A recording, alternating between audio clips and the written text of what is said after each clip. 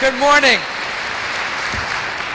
We're here to discuss this great TSA project, but also the department-wide efficiency review initiative, which is designed to make sure that we get the highest and best use out of the precious taxpayer dollars that we have. And since we're such a large department and we're spread out over so many places and we're such a new department, there are lots of things that we can do to make sure that we run a very, very tight ship from a management perspective. Now, before I go into that, however, I do want to pause and give you an update in our department, because we have a very broad mission in the Department of Homeland Security. We also cover natural disasters that may be occurring across the United States, and as you may or may not know, but there's extensive flooding occurring in the upper Midwest, in North Dakota, Minnesota, in the Red River area, and it is flooding of a historic nature. The water is projected to crest tomorrow evening at a level higher than ever before. Indeed, the last highest flood was in 1897. This will way surpass that. There was a major flood there in 1997 that crested at around 42 feet. This will surpass that.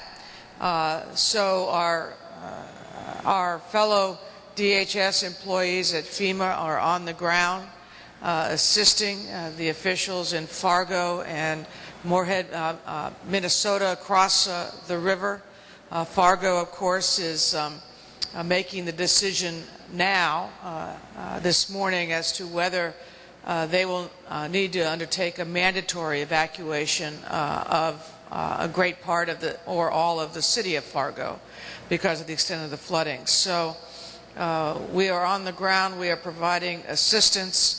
The Coast Guard has been there all this week, currently on the Coast Guard.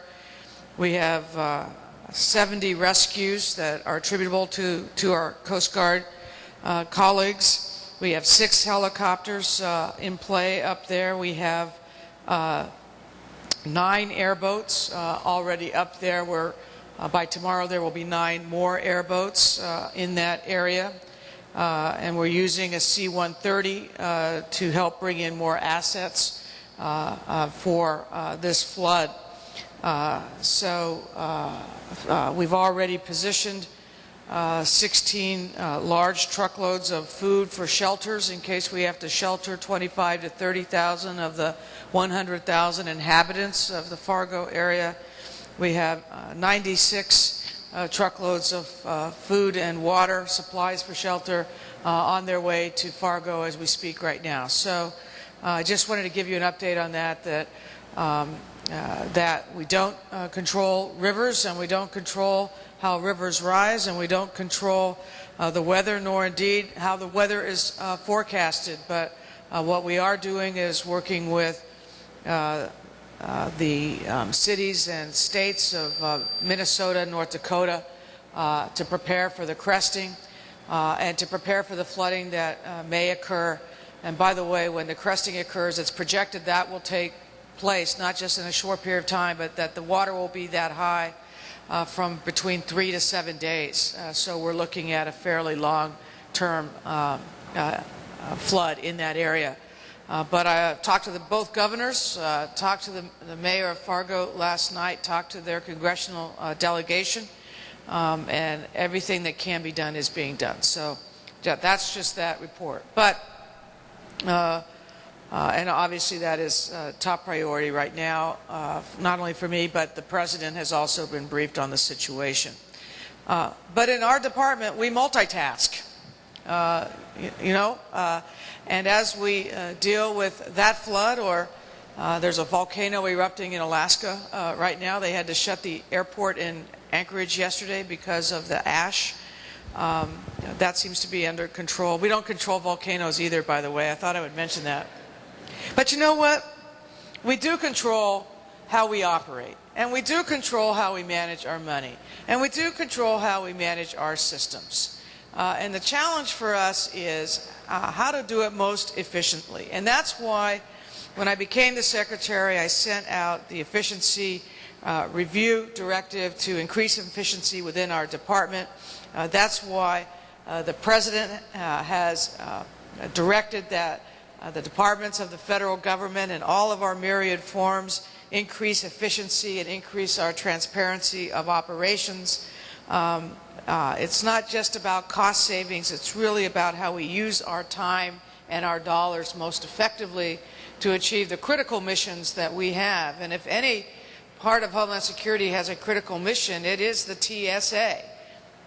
Let us never forget that this department exists because airplanes were used as weapons to attack us on 9/11. And what we're talking about today are screening devices and the process by which we screen to prevent that from ever happening again.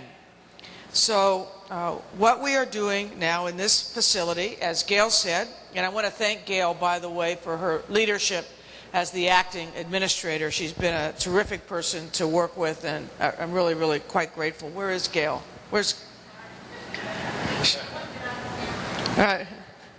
Good job. Thank you so much. What we have here is a facility in which we can combine our testing of new explosives screening equipment. It is being funded out of the Recovery Act, and we can test this and use all different types of testing configurations before sending this state-of-the-art screening equipment out to airports around the country. By doing this in this fashion, we streamline the procurement process and we standardize how equipment is tested. The alternative is case by case, airport by airport, at greater expense and less consistency.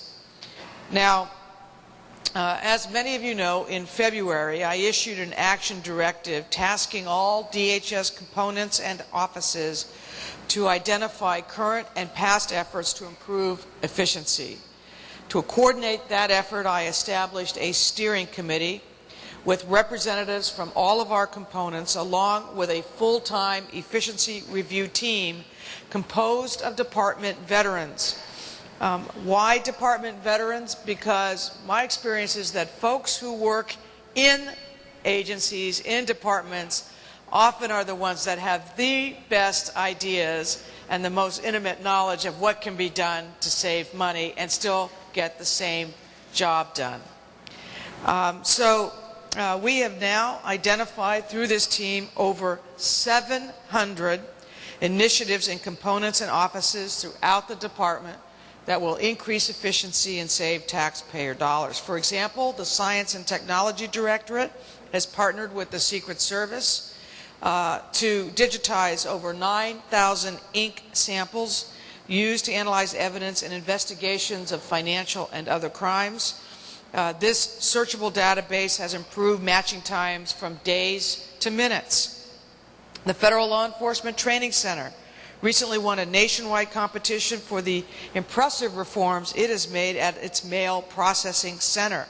They cut the average cost of mail from over $18 to just under $7, resulting in over $460,000 in savings within a single quarter. Customs and Border Protection, CBP, started an initiative to convert its leave and earnings statements from paper to online. This change by itself is expected to save $250,000 annually. So that's just to give you a flavor. And you know, when you do all those things and you begin adding them up, we're saving the taxpayers of this country millions and millions and millions of dollars.